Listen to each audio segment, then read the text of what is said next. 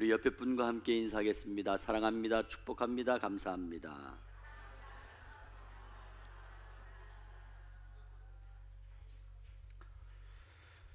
한 번 더 인사할 때 올해는 당신의 삶에 타임이 잘 맞게 되기를 바랍니다. 시작.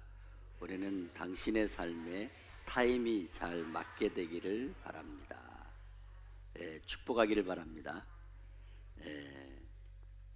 오늘 말씀의 제목은 하나님의 골든 타임. 시작. 하나님의 골든 타임.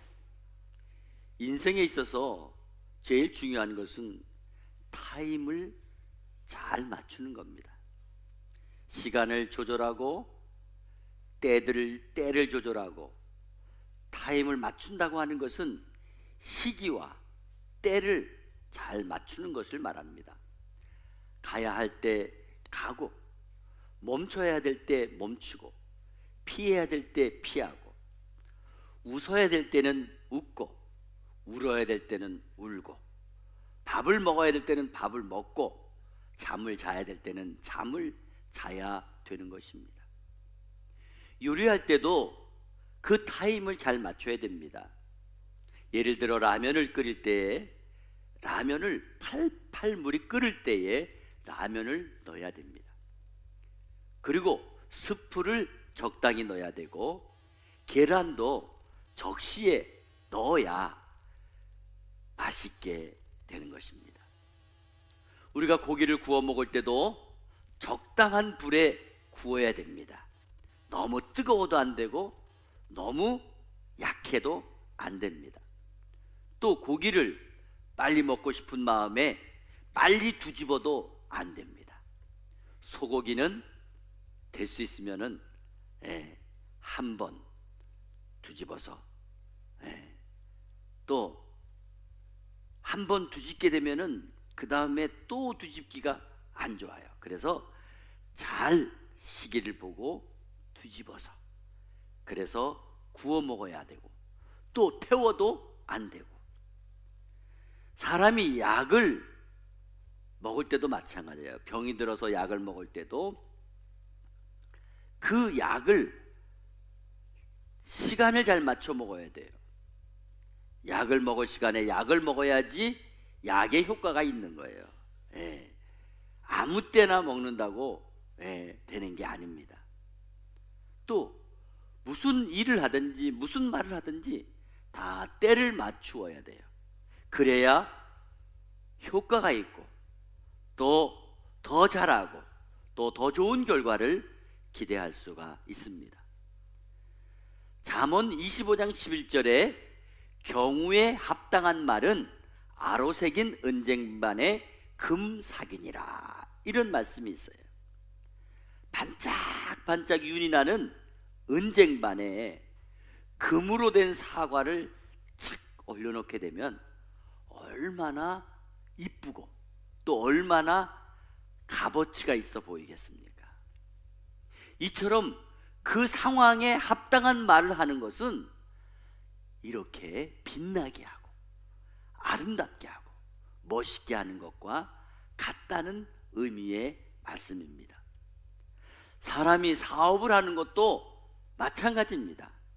똑같은 일을 할지라도 지금 투자를 해야 될 것인지, 아니면 투자한 것을 거두어야 될 것인지, 아니면 좀 기다려야 되는 것인지, 이것을 확실하게 알고 그 타임에 맞추어 해야 됩니다. 그래서 어떤 분 보면요, 그 타임을 잘 맞춰서 사업이 잘 되시는 분이 있어요. 그런가 하면 꼭 늦게 해. 타임이 늦어가지고 다른 사람 다 해가지고 한 다음에 그 다음에 하다가 실패하는 분도 있습니다. 결국 타임이 맞아야 돼요. 여러분, 우리가 119 구조대라든가 아니면 응급치료실에서도 보면은 위급한 환자의 경우에 수술이나 치료를 하지 않으면 정말 돌이킬 수 없는 굉장히 위험한, 생명을 잃어버릴 수 있는 그런 결과를 가져올 수가 있습니다. 그래서 그런 위급한 시간을 잘 넘길 수 있도록, 그 시간이 중요하다고 하는 그런 의미에서 그 시간을 골든 타임이다 이렇게 말합니다. 왜? 그 시간을 넘어가도 안 되고 딱 맞아야 되거든요. 이처럼 오늘 본문에 보면 인생의 타이밍이 잘 맞아서 한때 정말 생각지도 않았던 불행한 일을 만날 줄 알았던 그런 상황이 오히려 큰 은혜가 되는 인생이 있습니다. 그의 이름은 모세라는 거예요. 모세라는 말은 물에서 건져냈다 그런 뜻이에요. 그가 태어난 시기는 야곱의 아들 요셉으로 인하여 야곱의 가족들 70여 명이 애굽에 내려와 고센 땅에 430년 동안 머물며 살면서 인구가 급격하게 늘어나서 민족을 이루게 된 것입니다. 그것을 두려워한 애굽의 요셉을 모르는 바로 왕이 온 나라에 히브리 남자 아기를 낳게 되면 죽이도록 산파에게 명령을 내렸습니다. 그 당시 이스라엘 민족의 암흑기, 그 시기에 히브리인 중에 결혼을 해가지고 아들을 낳았어요. 그 아들을 낳았는데 예쁜 아들을 낳은 거야. 잘생긴 아들을 낳았어요. 그 아기를 숨겼어요. 3개월 동안 몰래 그 아기를 키우는 거예요. 근데 얼마나 조마조마했겠어요. 이 아이가 점점 크면서 울음소리가 커지는 거예요. 그러니까 더 이상 숨길 수가 없게 된 거예요. 그러자 갈대 상자를 가져다가 그 틈에 역청과 나무 진을 발라가지고 물이 새지 않도록 해서 그 속에 아기를 넣어서 나일 강가 갈대 사이로 띄워 보냈습니다. 그런데 그때 마침 애굽의 바로의 딸인 공주가 무더위에 시녀들을 데리고 목욕하러 왔다가 강가에서 이렇게 목욕을 하는데 웬 갈대 상자가 아주 물 위에서 동동동 떠내려가는 거예요. 그걸 보고 시녀들에게 여봐라, 저거 뭔지 건져와라. 건져왔어요. 보니까 아주 잘생긴 남자아이가 거기에 있는 거예요. 순간 그 아기를 보는 순간 너무 예쁘고 사랑스럽고, 그래서 내 아이로 키워야지 그런 마음이 생긴 거예요. 그때 몰래 그 갈대 상자를 쫓아왔던 모세의 누나 미리암이 공주에게 가서, 공주님, 혹시 이 아기에게 젖을 먹일 유모가 필요하지 않나요? 그러니까 이 공주가 대뜸, 그래, 그러면 거기에 맡겨서 키우겠다. 내가 삭슬 주겠다. 그래가지고 모세의 친엄마 요게벳을 소개해 주었습니다. 그래서 죽을 뻔했던, 생사 위기에 있었던 자식을 다시 자기의 품에 안고 직접 그 아이에게 젖을 먹이면서 자기 집에서 왕자를 키우면서 그 아기에게 히브리 교육을 시킬 수 있을 정도로 아주 정말 남의 아이인데 내 아이예요. 내 아이인데 남의 아이야. 그것도 공주로 키워. 저기 왕자로 키워. 얼마나 좋아요. 왕자로 키워. 이런 엄청난 기적이 바로 일어난 그 배경이 바로 하나님의 골든타임이라는 거예요. 그래서 이 본문을 가지고 골든타임이라는 제목으로 은혜를 나누려고 합니다. 그러면 첫째로, 골든타임이 왜 골든타임이냐? 죽을 위기에서 석 달 동안 숨길 수 있었던 것이 하나님의 골든타임이라는 겁니다. 오늘 본문의 이해를 돕기 위해서 먼저 출애굽기 1장의 내용을 소개합니다. 창세기 41장에 보면요, 요셉이 애굽의 바로의 꿈을 해몽해 줍니다. 그 꿈은 어떤 꿈이냐? 7년 동안은 풍년이었다가 7년 동안은 극히 심한 흉년이 오는 그런 세상이 된다는 거예요. 그런 기근이 왔을 때 야곱의 가족들이 가나안에서 어디로 왔어요? 애굽으로 온 거예요. 그래서 애굽에 있는 고센 땅에 살게 되었던 것입니다. 그런데 세월이 흘러서 요셉이 죽고, 그리고 요셉이 알지 못하는 새로운 바로 왕이 세워지고, 이스라엘의 후손들은 그 당시 민족을 이루어서 점점점 강성해지는 것을 바로의 애굽의 바로 왕이 보고는 위협을 느낀 거예요. 불안한 거예요. 그래서 그때부터 이스라엘 백성들을 학대하기 위해서 끌어다가 무거운 짐을 지워 힘을 쓰는 노역을 시키게 된 것입니다. 그런데 그러면 그럴수록 히브리 민족은 더 강해지고 더 번성해서 퍼져나가는 거예요. 이러다가는 애굽의 사람들보다도 이 이스라엘 민족이 더 많아질 것 같은 거예요. 그래서 강제적으로 산하 제한을 명령하게 되었습니다. 그래서 먼저 산파들에게 히브리 아기를 해산할 때에 남자 아기를 낳으면 죽이고 여자 아기를 낳으면 살리라, 이렇게 명령을 내렸어요. 그렇지만 이 애굽의 산파들은 하나님을 두려워했어요. 그래서 그렇게 하지 못했어요. 그러자 강제로 군사들을 풀어가지고 남자 아기를 낳으면 죽여서 나일강에 던져버리고 여자 아기를 낳으면 살려주었습니다. 그런데 오늘 본문에 보면 그런 상황에서 모세를 석 달 동안 숨겼다는 겁니다. 그리고 아기의 울음소리가 점점 커지다 더 이상 숨길 수 없기에 갈대 상자를 만들어 나일강과 갈대 사이로 떠내려 보내게 되었다는 것입니다. 여기에서 우리는 당연히 죽을 아기가 석 달 동안이나 살아남을 수 있었던 것은 바로 하나님의 골든타임이었다는 것을 기억하시기 바랍니다.